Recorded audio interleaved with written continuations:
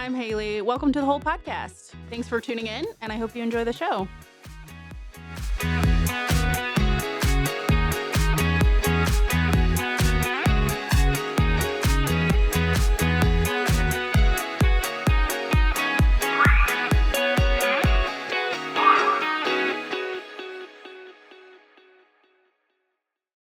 Hi, everyone. My name is Haley Korf. I am your vision impaired host for the podcast. We are going to go ahead and do a part 1 and part 2 for this episode. We are just so excited about the conversations we're having, but it took a little bit longer than we anticipated. So we're going to do part 1, part 2. And so for right now, we're going to do a quick ad and then get right back into it. So thank you so much for waiting around. We really appreciate the support. Thank you. Life can present challenges, but the whole person believes in turning challenges into triumphs. Our staff is trained to provide compassionate, personalized care that enhances the lives of our consumers, enabling them to live independently and with dignity. The whole person believes in the power of human connection. Our staff extends their reach into vibrant communities, fostering connections and creating moments of joy for every consumer we serve. Whether that's through peer support groups, adaptive sports, employment services, or non-emergency medical transportation, our staff provides exceptional care and become trusted companions and confidants. Your donation will help us continue to expand our programs and services to help people with disabilities remain independent and living in their home. Consider giving a gift today. Thank you.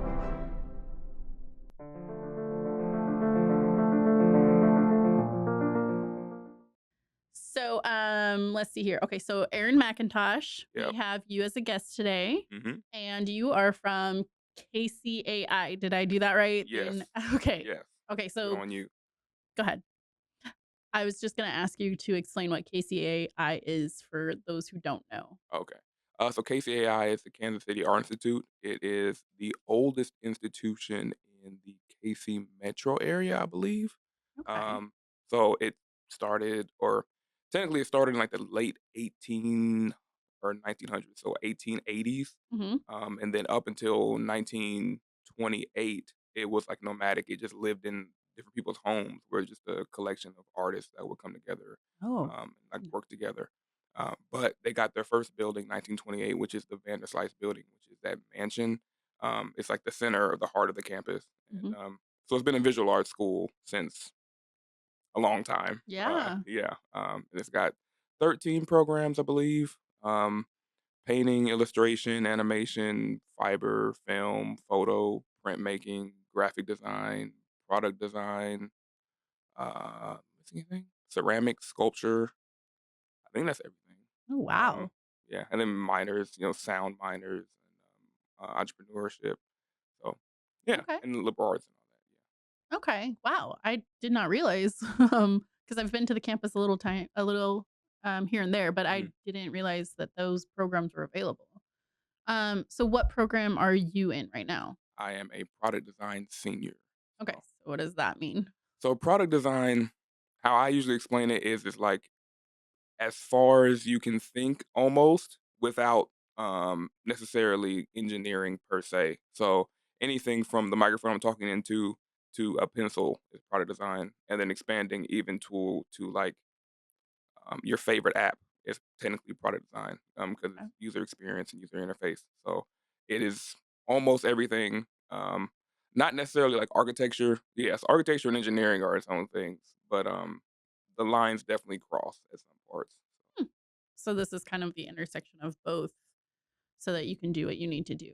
Yeah, it's the most wide range design medium, or yeah, I guess medium is what I would say. It's the most wide ranging. So product and industrial design. Also, I don't know if there's any debate on if those are the same or not. To me, they are the same. Um, product design just, or industrial design just sounds more serious. But yeah, you can do the most, explore the most, I would say, with those. It's an interesting way of thinking about that. Okay. So what got you interested in doing this?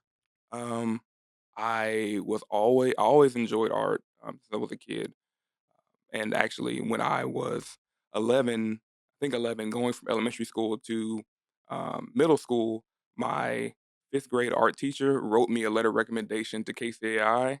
and they gave me scholarships to go to their summer program. So I've been involved with KCI since I was like a child. So I Yeah. went every summer um, to their summer program. So that's kind of where it started. But Mhm, being weirdly a realist at such a young age, I was concerned about how would I make money as an artist, mhm. um, because I wasn't necessarily a painter, um, so I wasn't sure, yeah, how I'd make money. And then when I started the Boys Girl program here in KC, which is a farming program for young men, so um, ages when I only take 14 and up. When I started, they took us at like 12. Oh. So and they taught entrepreneurship through agriculture, and you would get to work with your that class of boys you were with to develop a product that you would eventually launch at the end of your time there.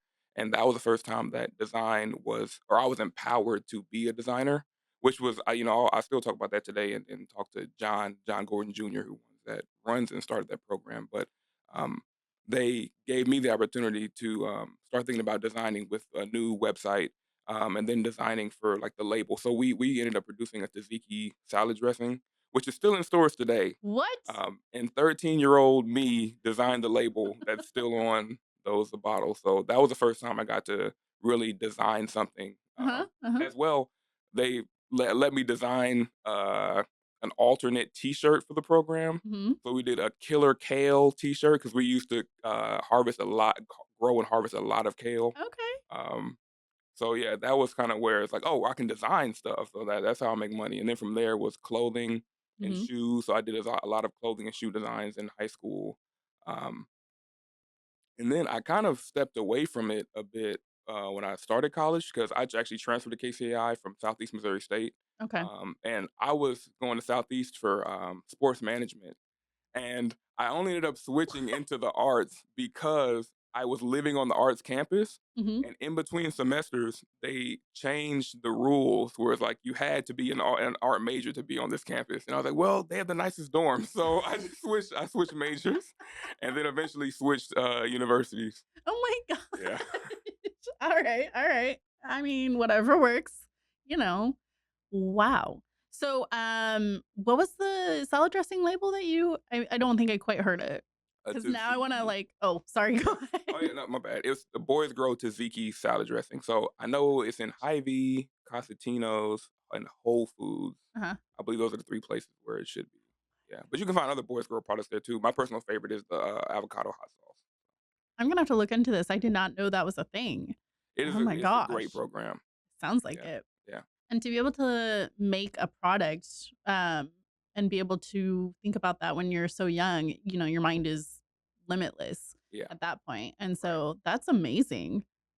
And so, you said you've been there since, like, 5th grade at that school, kind of? Yeah, I've been involved with KCAI since 5th Oh my grade, yes. gosh. I mean, because also, a big part of the story I left out was when I was 15, I was in the Big Brothers Big Sisters program, Mhm. and I just so happened to get connected with an painting professor at KCAI, Corey Antis, and then so he was like a mentor to me for a few years, and then eventually, um, we had a disconnection point. That he had some personal things going on with his family, and then when we reconnected, I was in college, and he was like, "Okay, Aaron."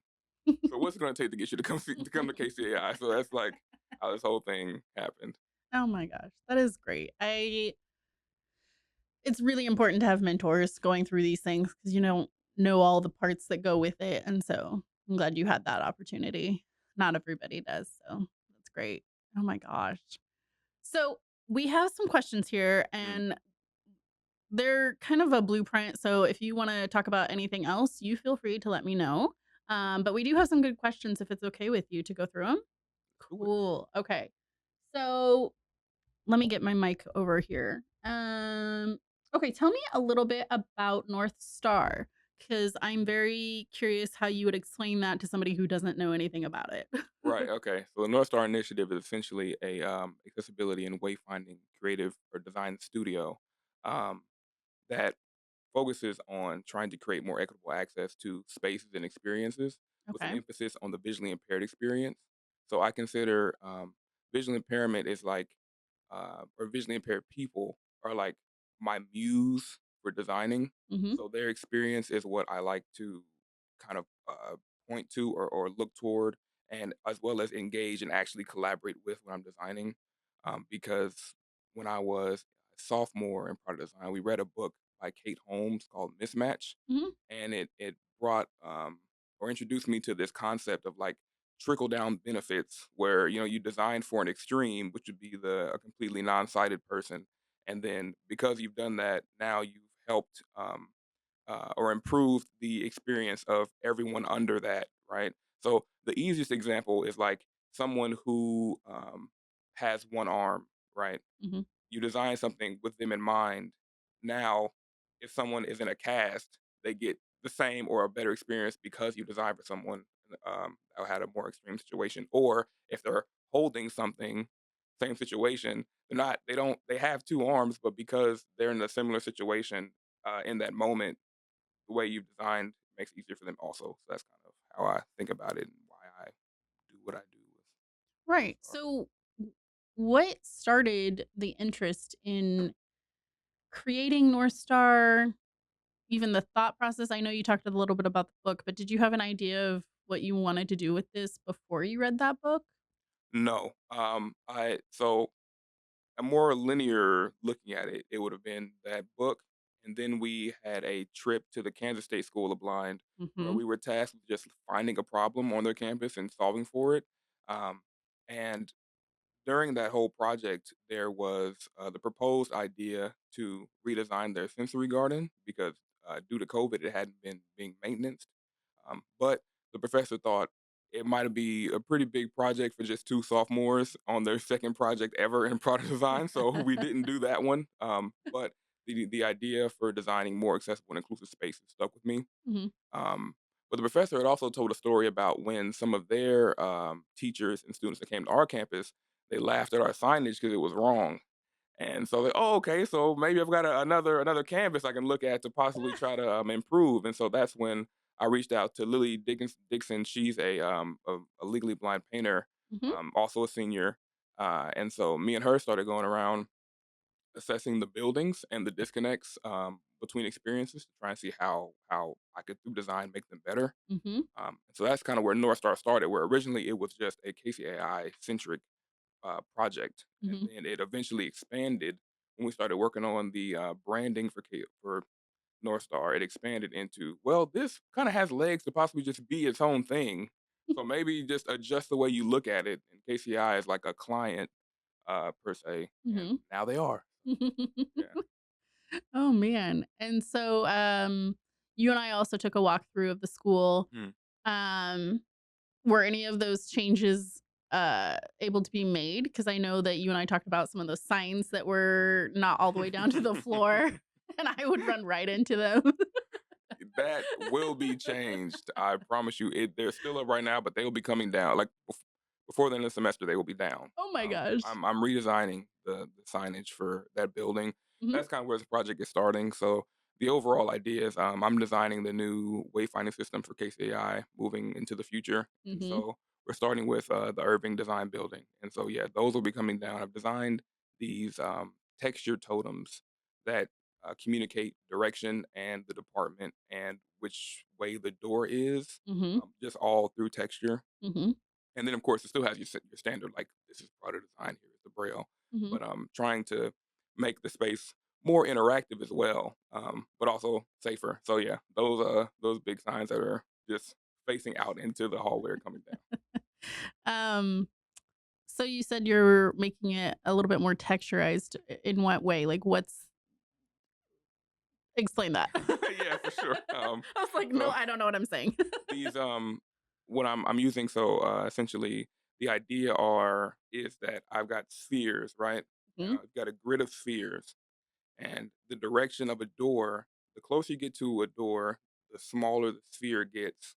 So it starts to create this arrow or these arrows and lines. Mhm. Mhm. Um, and so that is a big floor to bottom of actual signage element that'll be attached to every sign. Mhm. So this will, and especially for like alcoves, we have multiple rooms that you have to. They're not hallways, but you have to go around these corners to get to those rooms, and there's multiple rooms within these alcove spaces. So especially to help make that clearer and to engage people around these corners are these corner wrapping textured signage that if you want to follow just with your hands, you could follow it in and out of different spaces, different rooms, up and down the building because this building has this building is Irving. It has product design and graphic design, so the Mhm. texture is also changing depending on the department you're in. So your first introduction to the textures will be in a building directory when you first come in. Something that our building should have anyway that they don't, but they will because I've designed them. Mhm. But it'll introduce you to these textures, like if you think about color coding, but it's like texture coding. Yes. Um, Yes. so essentially, the spheres for graphic design will be recessed into this like plank of material, Mhm. and then for product design, they'll be protruding. And so, if you're in graphic or product, you'll know solely based on how the spheres feel, and then from there, it'll be pointing towards entries and exits.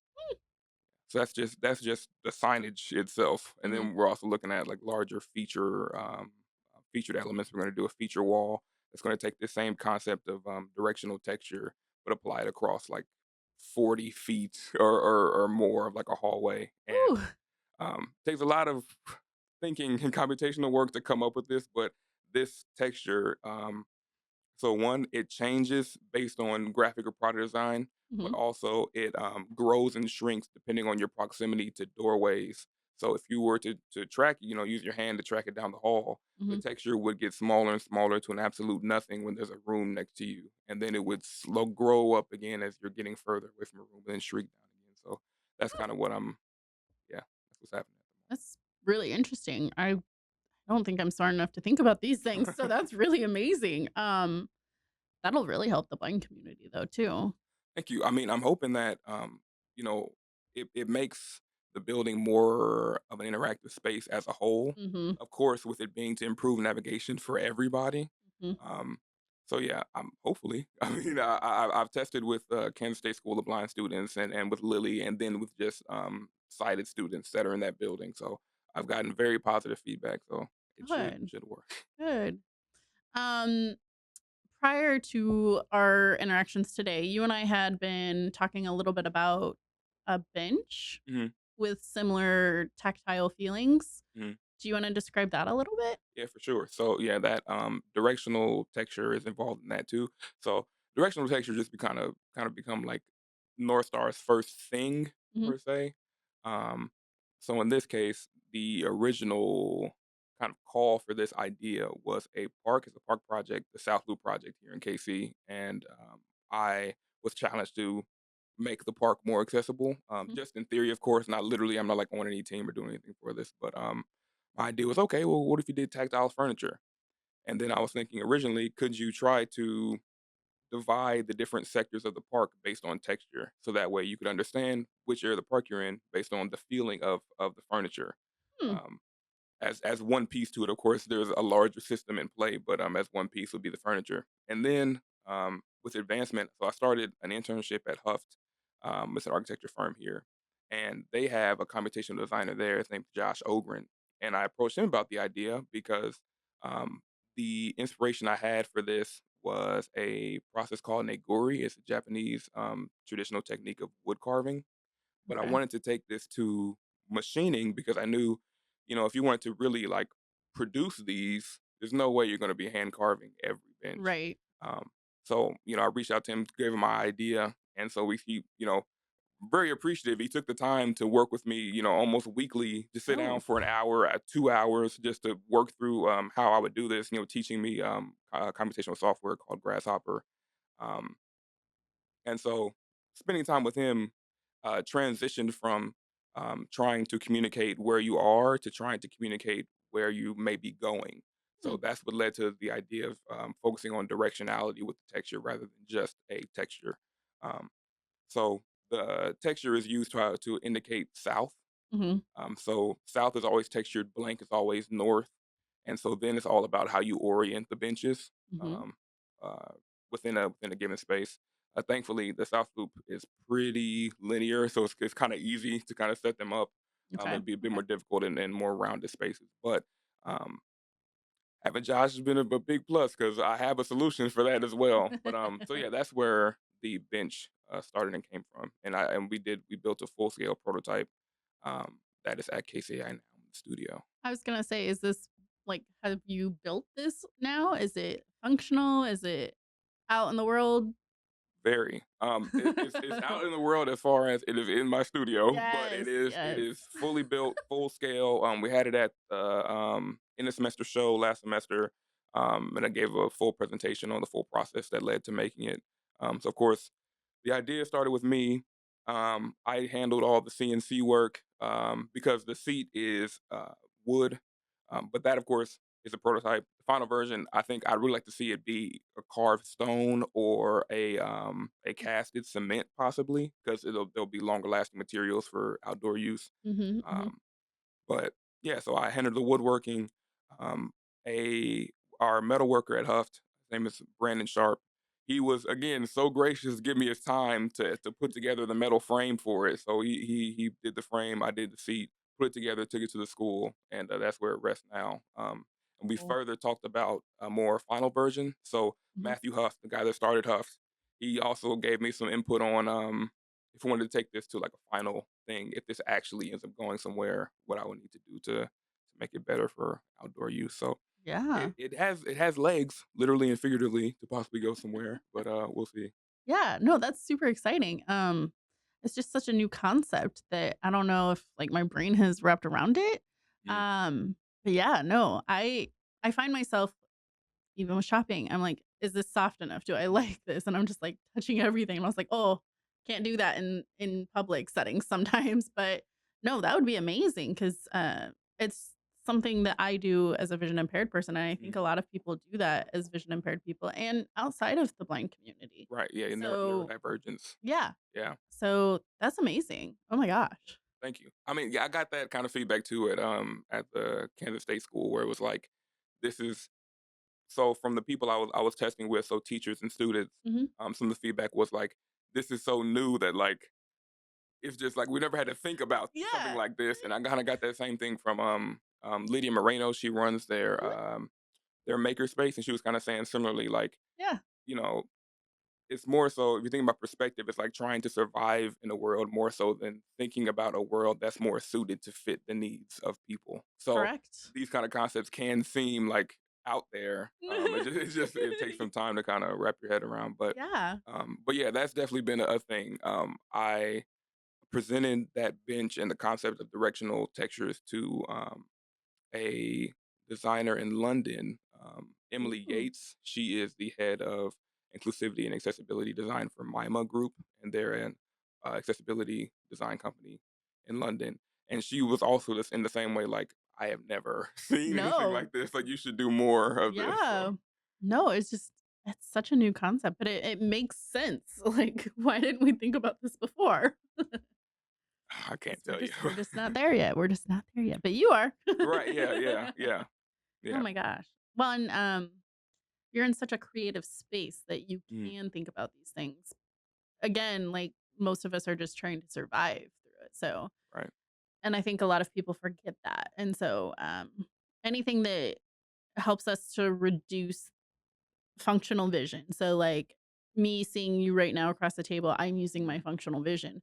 Anything I can do to save that throughout the day is gonna be amazing because then it doesn't drain my whole energy for the day. right. And so, I anything tactile or something like that would definitely help with that for a lot of people. It just is so exhausting at the end of the day. Yeah, and that was something I had never thought of either. And Lily had brought that up to me about just fatigue. Mhm, We were talking about the park in particular, and about doing textured paths. mhm, And so we were kind of talking about, okay, so what's the max spacing you could have between these textured tiles for someone using a cane? mhm, But in that conversation, we kind of, I don't remember exactly how we got there, but we got to talking about just fatigue, like mhm, with your eyes, yeah, and the usefulness of not needing to rely on them. mhm, Try and take into account the different situations that someone may be in, mhm, where maybe they're fine, because it kind of got into like a having to argue the importance of engaging multiple senses in spaces, where it's like, okay, maybe at the start of the day when they first got here, they could see perfectly fine. By the end of the day, they don't want to use their eyes anymore, yes, and it may literally not be possible. So yes. The answer is yes. You are not wrong. So, yeah, it's That would really help reduce the eye fatigue. So yeah, amazing. Okay, back to some questions Okay. maybe. Oh yeah. Was there anyone who inspired you to get to your path that you're on right now? I know we talked about the book a little bit and Mhm. we talked about your mentor. Was there somebody who was like just mentoring you or something before all of that? Who inspired you to get into this creativity world? Do you mean, like, into art or into design or into this specific, like, North Star? The answer is yes. Um, I don't know. I would say it kinda just happens. So with North Star, it was more so me observing, what was happening around me that led to North Star existing. It wasn't a person in particular. It was more so, yeah, observation and Mhm. empathy, what other people experiencing, that led me down that path. And then when it comes to art as a whole, from what I've been told, I started drawing at 3, so I have no idea what led to that. So, yeah, no, I wouldn't say I had any specific mentor pushing me one way or another. Mhm. I would say Corey was instrumental in my return to the art world because even though I was in an arts program at Southeast before I transferred to KCAI, again, I did it so I could stay in the dorms. Yes. So, it's the purpose was different. But yeah, so I think Corey helped usher me back in because who knows where I'd be if I was still at SEMO now. Hmm, that's so interesting. Okay. Um, if it's okay with you, real quick, I'd like to take a quick break and Mhm. we can get some more water or whatever you need, Sure. and then we'll come back and jump right into some more questions. All Cool. right. All right. We'll be right back, everyone. Thank you. Hi, everyone. Thank you so much. We are so excited to share all the information in our episodes that we are doing a part two. So please join us for that. We are so excited. Thank you so much. All right, everyone. Thanks for joining us today on our podcast. Today, I'm going to go through some of the monthly events that the Whole Person hosts. Again, my name is Haley Korf. I am your vision impaired host today, so bear with me. I've got a lot of notes here, okay? All right, the first event is Getting Social. It's the first Friday of every month. The next event is Time to Spare, and that is the third Wednesday of every month. That is our accessible bowling open to everyone who has a disability. The next event is Mind's Eye View, and that is the first Monday of every month. That is more geared towards people who are vision impaired or blind to get together and talk about some of the difficulties. Then after that, we have our DIY skills for young adults, age range 18 through 24, and that is the last Wednesday of every month. Brain Injury Peer Support Group, the second Thursday of every month. And then Tech Talk, the second Monday of the month. And that is also geared towards people who are vision impaired or blind to get together and talk a little bit more about accessibility issues. If you have any more questions, feel free to look it up at thewholeperson.org. And again, please join us for any event at any time. Thank you.